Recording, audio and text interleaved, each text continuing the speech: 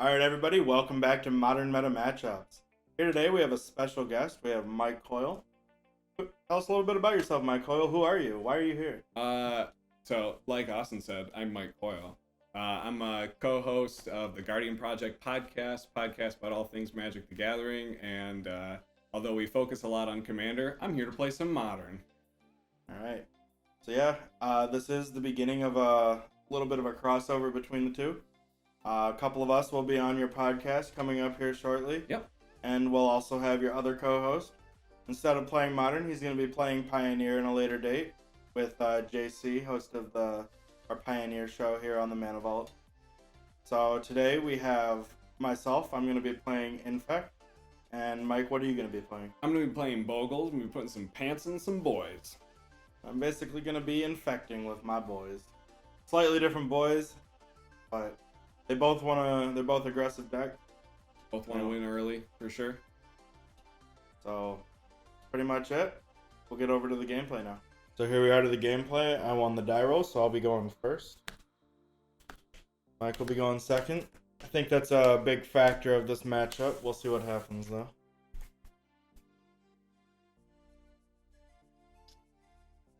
I'm gonna give this hand a try. I am also going to give this hand a try. Alright, so my starting hand, I have a few lands. I've got a Temple Garden and a Razor Verge Thicket. A few pairs of pants. I got my Hyena Umbra and my Spider Umbra. I have a Leyline of Sanctity, which isn't going to do much in this matchup, but it gets out of my hand, I guess.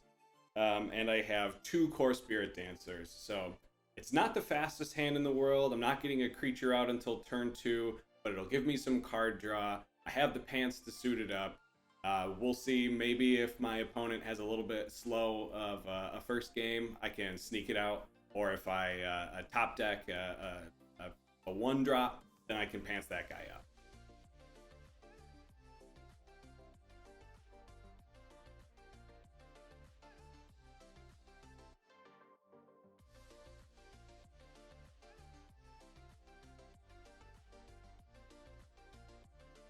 So I'm gonna go ahead and get started. Actually, I have a turn 0 effect.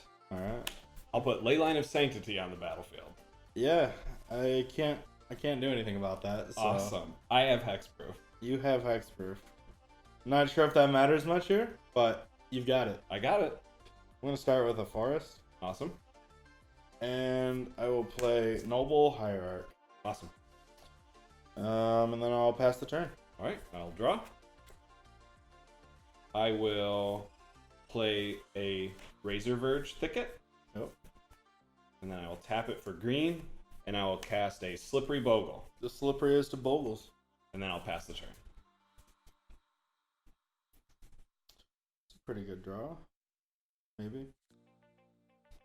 I'll play a Misty Rainforest. Okay. I'm then gonna play a Glistener Elf. Okay.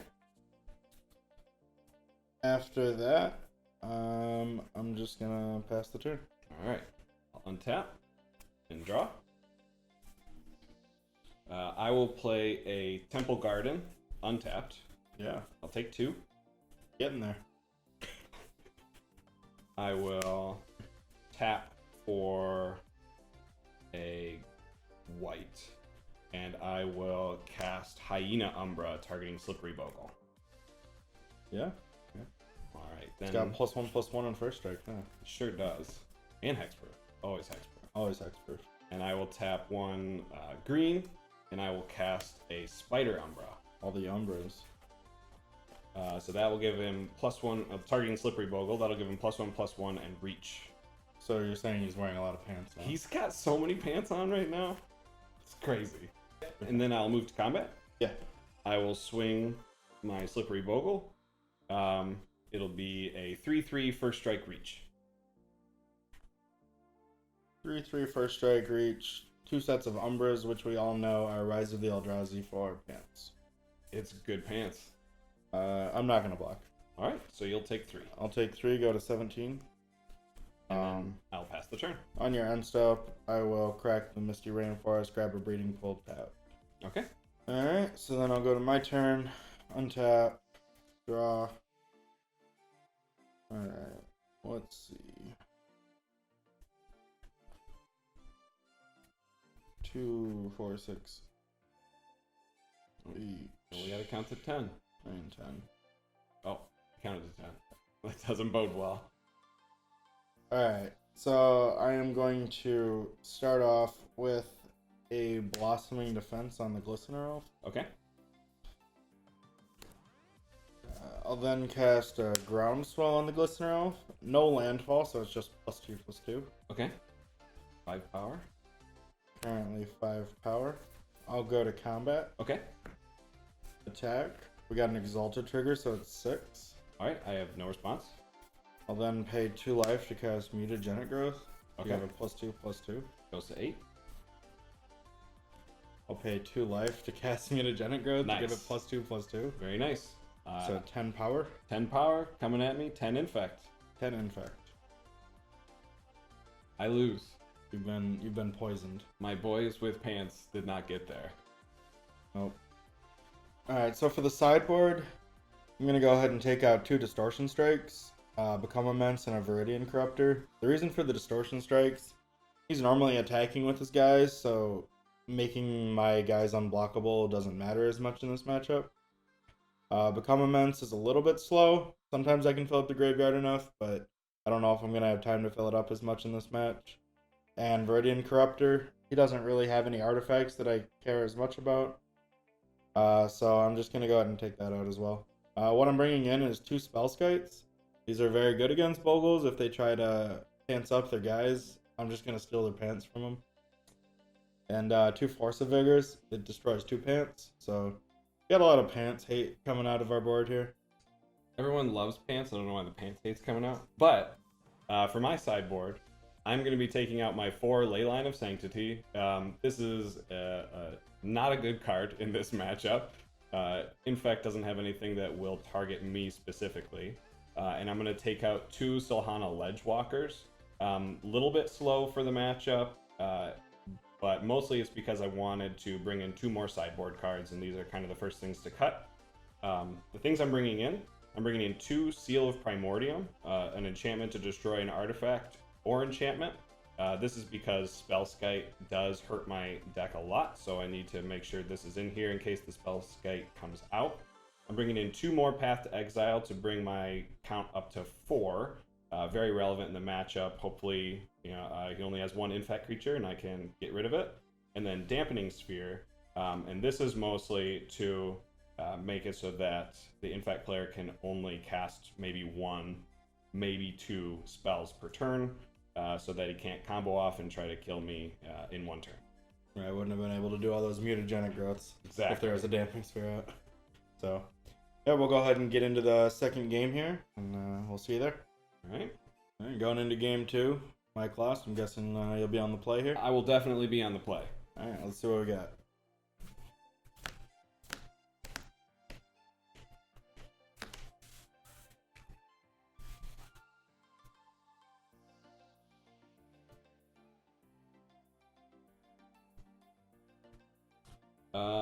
Unfortunately, I cannot keep this hand.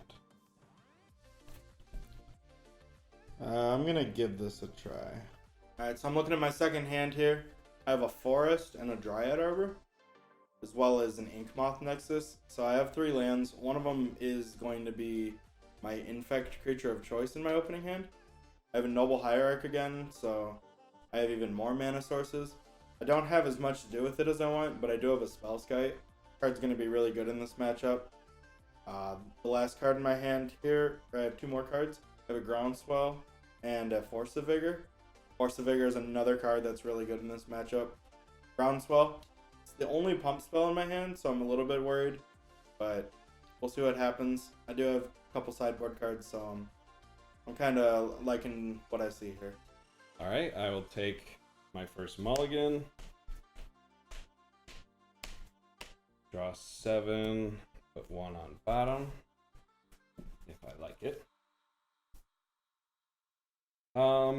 I will decide to keep this hand, and I will put this card on the bottom. So for game 2, I did have to go down to 6 cards. I mulligan 1 card to the bottom. I put a Temple Garden to the bottom, which is okay.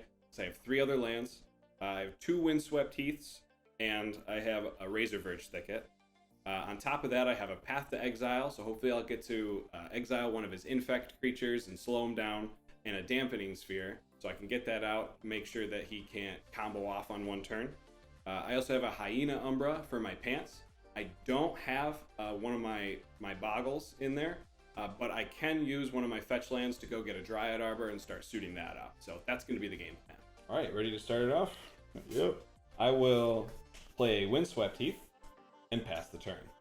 Oh, no boy. I'm just going to lead things off with the Forest. Okay. And the Noblest of Hierarchs. Awesome. And then I'll pass the turn. All right, I will crack my Windswept Heath, and I'm going to search for a Dryad Arbor. All right. Now I will go to my draw step. Yep. I will play a Razor Verge Thicket. Mm-hmm. I will tap my Razor Verge Thicket to cast Hyena Umbra, targeting my Dryad Arbor. Yep.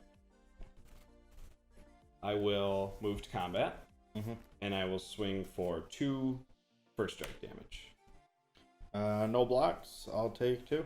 All right, 18. and then I will pass the turn. All right.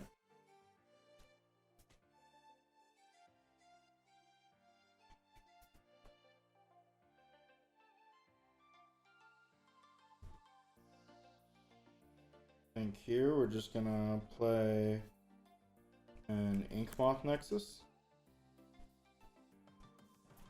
And then I'll pay 2 mana for a Spellskite. The card you wanted to see, I'm sure. I'm sure. After that, I'll just pass the turn. All right. I will untap and draw. So my opponent just played a Spellskite. There isn't much way for me to get around this, so I'm going to have to spend my Path to Exile and get rid of that. Wish I could have saved it for an Infect creature, but this has to be done. I will play a Windswept Heath for my land. Mm-hmm.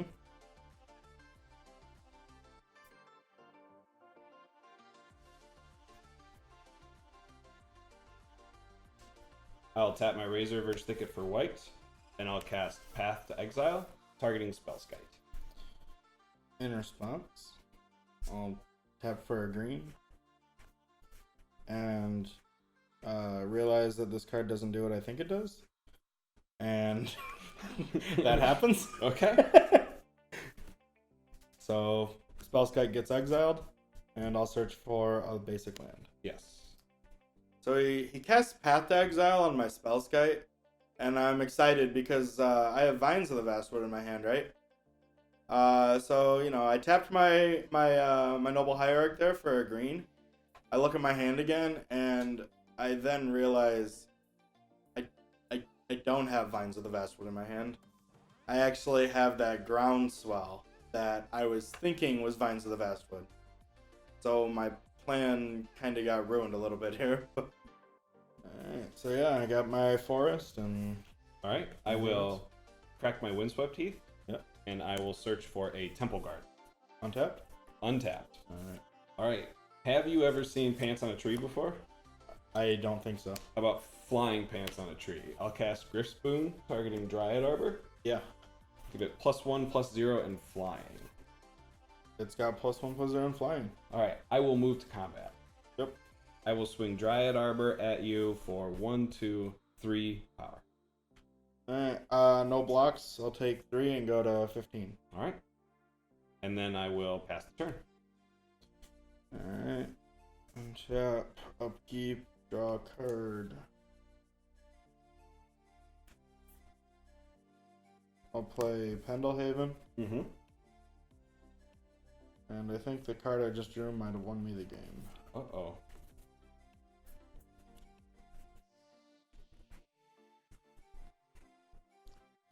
So I'm going to activate Inkmoth Nexus. Okay.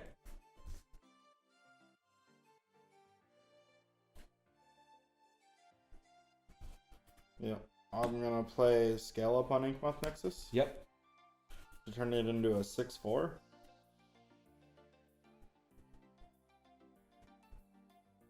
I drew scale up for the turn. Pretty good. I wasn't expecting to get there. And then I'm gonna cast Groundswell to give it +4/+4 because of landfall. Yep, that does it. And then I'm gonna attack for 11 with my Ainhorn. You got it. All right. Good game. Good game.